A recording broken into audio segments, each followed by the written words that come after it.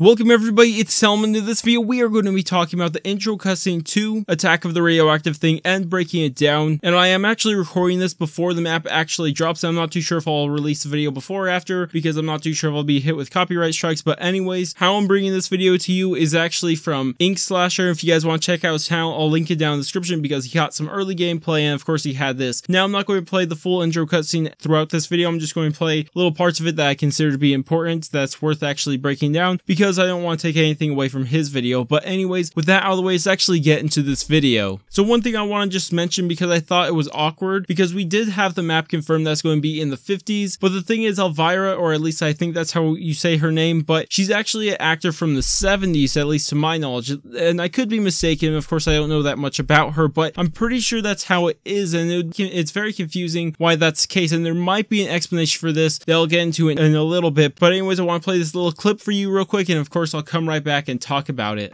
It's been hell watching this movie over and over again. So she actually said she's watched these films over and over again, and this is really weird for two different reasons, because it does kind of confirm and continue from that narrative that there's been people before our characters going through these films, because if you think about it, there has to have been the original people who went through it, of course was her and the rest of her crew, but then to watch it over and over, there had to be multiple people going through. So I'm thinking that this, again, like I said, just continues to the narrative that there's been people before us and maybe failed or who knows what, just keep on going through these films. Another thing I want to mention, and this again may play into something I'll talk about later, but it's the fact that she says she's watched this film over and over again and not actually experienced it, because it would seem that if she's a celebrity character in the map, she should have been reliving it every single time. But I don't know, but I'll get deeper into that in just a second. But continue off of this one, I'll play this next clip for you, and of course we'll come right back. But with you on the scene, I've got a new script that's just dying to sink its teeth into you.